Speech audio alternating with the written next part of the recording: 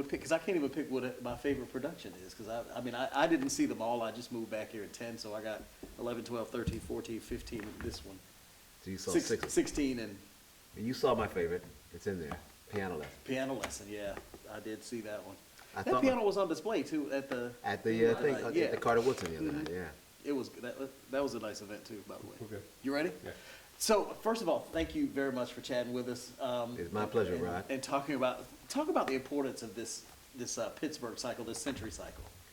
Well, it's a big challenge for any theater to mount all 10 of August's plays. A lot of theaters have tried to do it and run out of money, run out of steam, run out of enthusiasm. But American Stage has pulled it off. When they started, I got a call in New York City. I was on my way to the New York subway station, to the A train. And I got a call from Bob Devin Jones to come down and do Solid Two Kings. And I honestly thought I was being punked by somebody.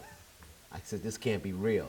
First of all, nobody gets a call out of the blue to just come to Florida to do a play that's like August Wilson's without an audition. I said, you don't even know me. Who is this guy on the other end? He said, no, this is a legit deal. There's a ticket for you at the airport now.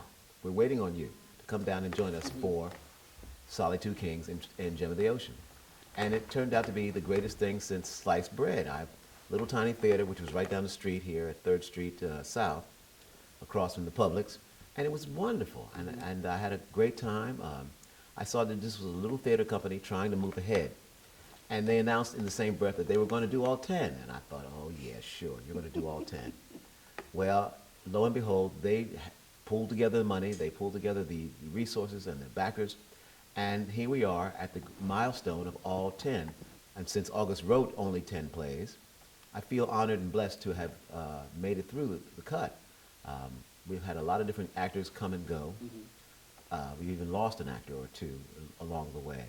I've seen actors spin out. I've seen actors come in. I've seen some gifted actors really do some really nice things. But this crew that we have right now is, in my humble opinion, probably the best crew ever. This collection of souls is real sweet. They're all very good craftsmen. They know their stuff. They're good people, fun to be around, and that's a good thing, That is. It makes a huge difference. It makes a big difference if you like your folks, yes. And I'm just blessed to have finished it with my hair and my teeth intact. But I lost a tooth the other day. I had to pull a wisdom tooth. So you almost made it to the end. Yeah, almost made it to the end without losing something. So we're talking about the one that you like the most. Which one speaks to you the most?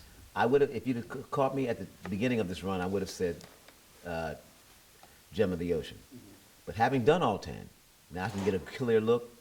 Piano Lesson was hands down my favorite. The role of whining boy fits like a pair of old shoes. And I had more fun than the law allows. I just carried on such. I mean, whining boy's a rascal. He gets to sing. He gets to tell jokes. He breaks up a gunfight by coming in drunk. It's just, it's just great. And it was a lot of meat for me, and I really enjoyed it. You've seen it from the beginning. I'm sorry, this NBC will not stop. Literally. We'll edit that out. We'll edit that out. Yeah, we'll be good. You've seen it from beginning to end. What has the transformation been like for the audience? I can tell you flat out, they didn't know what to make of us at first. And I could tell that they were a little, what's the word, leery? What is this new language that we have to learn? Which is not, I don't mean a different language like English or French, but I mean a different kind of lingo, a different kind of dialect, this black thing, this thing that comes up from the South and now has migrated to the North. And the mysticism that was first presented in Gem of the Ocean, this otherworldly, the city of bones, this reference to slaves, to Africans who have been brought over who didn't make it. It was a lot to digest, particularly for a white culture. And I'm sure they were leery. But as the years went by, they got more conditioned. Their ears got more conditioned to the language and to the pace and to the milieu and to the violence, I must say. In the first 4 plays, somebody died. And I remember once I heard a patron say, well, I know what this playwright does. It goes along for 2 or 3 hours and then somebody gets killed. No, not necessarily. Not in every play, no. Not in every play. Yeah. He's not just a violent playwright. We have a lot of violence sometimes, But no, there's some good happy endings in several of them. But the themes of what he's talking about in these plays The- are violent. The I mean, there's, right, the there's violence. history there. Well, the violence is in our history. Right. We were violently yanked from another continent, violently deposited here to do labor, and violently whipped into doing that labor. And then some of us got lucky and got out, and then slavery was mandated over with by a reluctant president, who probably would have done it some other way if he couldn't have. And then we were set free. All of a sudden, but we were free with no map. You know, And that kind of leads right up to this last play. Jill Turner's coming up. these people are trying to find their way in Right. the 19, just past Reconstruction. And they're trying to find out, well, what do we do? Where are the jobs? What are our skills? And they wind up at this freedman's house, one of the lucky ones, who was born up here in the north, and they get their bearings right here. They stop for a minute to rest and to size up what their situation is. And do they go further north? Do they go further out?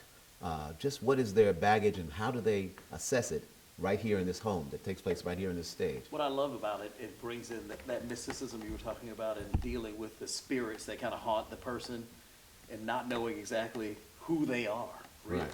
Poor Harold Loomis, fresh out of prison, doesn't have a foothold on anything. He's looking for his wife to get his foothold.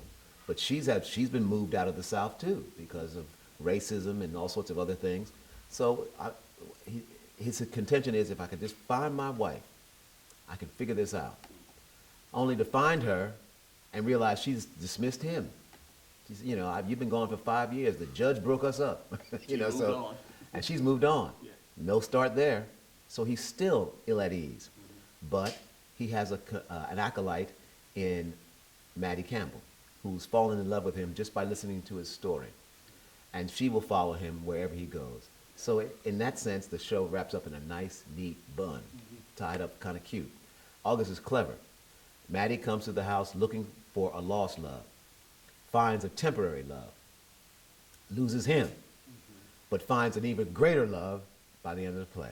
Isn't that something? Yeah, it's a love story. So last question has to do not with Jill Turner, but actually with the popularity that Fences has gotten now, that it's a theatrical production. What are your thoughts on seeing everyone kind of on a broader scale see what August Wilson was about with this movie? I'm always leery of plays being transferred to movies. Same here. Because what we do in the theater is very special, very insular. However, even August was in favor of making a movie of this film. Making a movie of his play. And if he was in favor of it, I got to be in favor of it too. So God bless Denzel for taking on this task of trying to do all 10 in film. And I hope it works, and I want to be a part of it. Hello, D, if you're out there. Put him in. Any one of them. Any role will be fine. Any role will be fine. There's no small roles with August. It's just small actors. I'm happy that someone of Denzel's caliber has taken the charge. I know he will do great work by it. I know he will honor it in just the right way, the way August would have liked it to be done.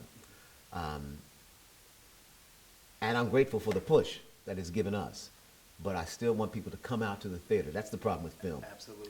What happens is people just wait for the film and they won't come out to the theater. See, and I think it should be the other way around. If you see the film and you haven't seen the play in person, Right. go to the play. Go to the play. You'll get a better understanding, a better feel for it. But overall, though, it's a really good production. I think he did a wonderful job. Well, I haven't seen it yet Ah. for a myriad of reasons. Understood. Well, when you get time. Yeah, And- I want to sort of hold back my judgment and my fire just before, Okay, I got you. I don't want to get influenced just yet. Well, I won't say another I word. saw it on Broadway, and he was fine And there. I wish I had. I saw him on Broadway, and he was just fine. Yeah. He was just fine. I've I heard saw the James Earl comparisons. Jones do it on Broadway. Yeah. And usually when James puts his stamp on something, it pretty much, That's that's the the end of it. But Dee came through on Broadway and with the rest of the cast, and they are pretty much the same cast in the film. So I trust that it's a fine film, that it's fine work, and I don't have any misgivings about it. And I'm sure August is happy.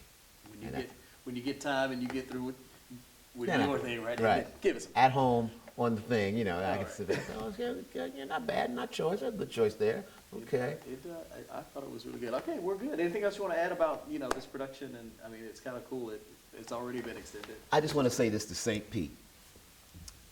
St. Petersburg, you have done you've opened up your city to our plays, and it couldn't happen to, the mix of people and the mix of plays couldn't be better.